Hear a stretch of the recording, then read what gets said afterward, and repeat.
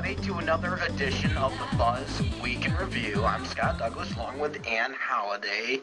Here we are going on into our first weekend, actually it was our first full week of March. Can you believe it? I can't believe it. It is over and done with. I think everybody lost a week. I know I was talking to a couple of people, and they just can't believe that it's March and the end of the first week in March. I know. Plus, we got to turn our clocks ahead this weekend, which seems pretty wild. I hate the turning. You hate it. I'm the one that's got to wake up at 4 o'clock in the morning. Now it's going to be 3 o'clock when I wake up. Know, so I'm going to be miserable when it happens. Did you hear Dirk Van this morning at all? People calling and complaining. Yeah, about daylight savings time. Yeah. You know, I like it for the fact that it's light later at night. I do like that part about it. But just getting used to the new schedule, it just absolutely kills me. It's going to take until well into spring before I get used to it. A good about 2 weeks it takes me. Yeah. You know, I've been working mornings for the last 7 years. You know, I become accustomed to it, but still, it's still pretty tough. Yeah, I'll take all the sleep I can get. I really don't like this at all. I mean, just losing the sleep. But. And a pretty wild week, too. Of course, I guess March coming in like a lamb. 65 degrees, 65, almost 70 degrees this past Monday. Sunshine, absolutely gorgeous weather we had in Bradford. And now it's snowing. It's snowing, and we're under a winter storm warning for the weekend. Not just a warning. And I was watching TV, like a couple of the news channels, and the same storm that's bringing us like up to a foot of snow has tornadoes and all kinds of watches down in Georgia and Florida. Yeah, I saw a tornado touchdown in Florida earlier today, and that's pretty wild because my grandmother lives down there. So nutty storm system. And it was the weirdest thing. I went out to go to the bank and pick up some lunch. Nothing, no snow, no nothing. By the time I got to the bank, which is like 3 minutes, snow. Yeah, it's snowing outside right now, and yeah, I wasn't we're in very store happy. for it. I'm ready for it. We got spoiled Monday. I'm ready for the 70 degrees and sunshine again. We did. All right, so what do we got? What else happened this week? It was exciting. A lot of ice. It got really nasty after Monday. We got hammered with an ice storm. Everything was glare ice Tuesday and Wednesday. Yeah, I was looking at the front door of my house, and you could see the ice on the power lines, and they're just getting lower and lower and lower. But luckily, it ended before it got too bad around here.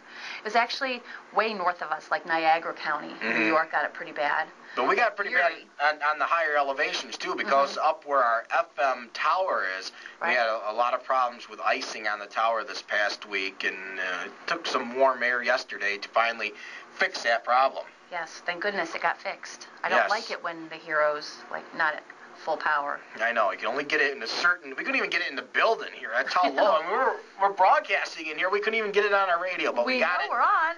We got it on, and we should be back up. It was Mother Nature's fault, so we got to blame anybody. Right. Blame her. That's of course, you went to the Bradford Master Plan meeting this past week. I am one of the people who, every time there's a meeting like that, and they talk about the potential of Bradford, I'm one of the people who gets so excited, like, wow, this is really, really cool. And they were talking about some of the things for downtown Bradford. They had like diagrams and drawings and things that are already in the works, and then other things that could happen, and I just get so excited about it. And but one of the things that they talked about that's really important, the master plan people are from Pittsburgh, and they've been up here 6 or 7 times so far, and they've talked to a lot of people, and they say one of the major problems in Bradford is attitude, that people think everything is just so bad and so gloomy, but it doesn't have to be, because we have a lot of things that a lot of other people don't have, a lot of natural resources like the forest. I mean, how many other communities our size have like something like the forest and Allegheny State Park right next door, and we have a lot to work on. We have 2 great universities like Pitt Bradford, St. Bonaventure, so we have a lot to work with. Some great industries, Case Cutlery, Zippo, ARG. So there's a lot of positives here, and we have to remember that.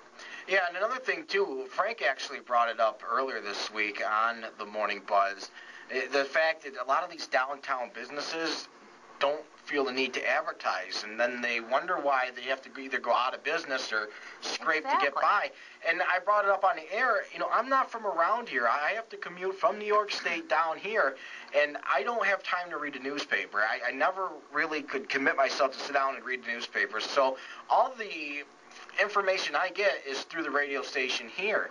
And we're not just tooting our own horn about advertising, but it actually does work, because I've learned about so many businesses in the area and in the city itself just by hearing the commercials on the air, that I actually went out and started buying stuff from them. And people don't want to advertise. They're just not going to magically know what you have to offer downtown, because they're talking about putting a sign up by Walmart saying what? Business district? Yeah, business district this way. Go down East Main Street? Are you kidding me? It's hard to drive on East Main Street right now. I know. I swear you're swerving potholes, and some of them you're afraid to drive in because you're going to end up in the ninth gate of hell or something, because you don't know how far down that thing actually goes. You're kind of like running an obstacle course along East Main Street. I realize it's that time of year, and it's really bad, but holy mackerel. But I'm not sure what a sign is going to do, because it's going to say, go this way. Well, for what? I mean, you need the individual advertising to pique people's interest in what is down there, because a lot of people got different interests, whether it's food, shopping for clothes, other kinds of merchandise, whatever else there is to offer downtown. You can't put that all on one generic sign and expect it to be useful. So I'm not from around here. I feel kind of guilty from chiming in on that. No, because they're talking about regional economy, like the 9. And regional economic development, like the 9 counties in this area, not just Pennsylvania, but New York too, like Cattaraugus and Chautauqua counties going into there. And I have a thing about advertising too, that if another good reason for radio advertising, if you're driving along in your car, you just came out of a store and you didn't find what you wanted in that store, you're not going to say, oh, let me pay up 75 cents in this machine for a newspaper so I can look in the ad section and see maybe there's an ad in there. Mm-hmm. But if you might hear it on the radio, you just never know. They might not even be thinking of buying what they're going to buy, but you're driving down the road and you have your radio on, you're like, oh yeah, Main Street Mercantile. I can get all kinds of stuff in there. And, radio's just... Yep. And another thing is they're trying to talk about going global. They're trying to get more global, like especially for getting people in here for new jobs and new businesses. We are the way to go for that, because network1sports.com, global. Yep. Our sports advertising. Listen online. So, that's right. And we have a fantastic website too. Our family of websites. A family. Too numerous to mention. If you're watching this, but you're probably on one of them right now. Yeah. So I don't need to get into that here. But it'll be interesting to see what the master plan is, for Bradford. It's nice to see they want to do something. Like you said, the attitude. People say, well, it's a dump. There's nothing to do around, just laziness. And if they don't want to make it better, and I don't know. I feel guilty judging on it because I'm not from around here, but I work down here. I spend enough time down here. It's like, come on, people. The potential's there. Believe me, it's there. And, the master plan team is going to have another public forum. People need to go. There were more than 50 people. They had 50 chairs set up and had to get out more chairs.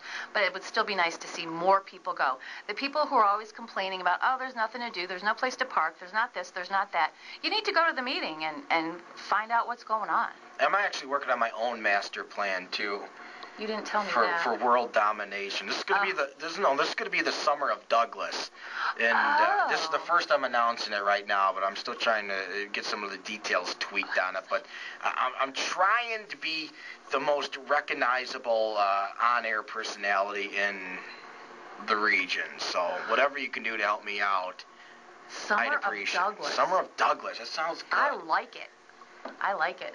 That might be my lead news story. You have to.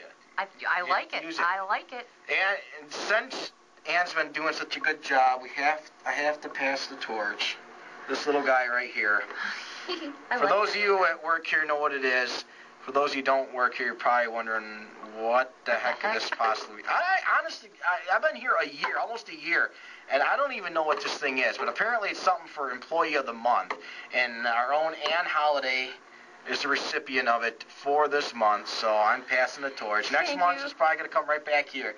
Oh, you know what? I'm going on record right now and saying I'm not going to get Employee of the Month for a while just because I'm going to slack off because I'm absolutely exhausted. Well, see, I thought I slacked off last month.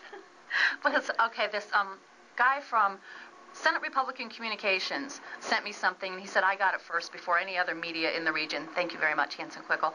But he said, now you're a shoo-in for Employee of the Month for February. And I brought that up at one of our meetings. I said, oh, no, I wrote back to him and said, no, I've been slacking off. So if this is what I get for slacking off, yay, slacking off. Come work at WESB in the Hero. Look what you get for not working there, right?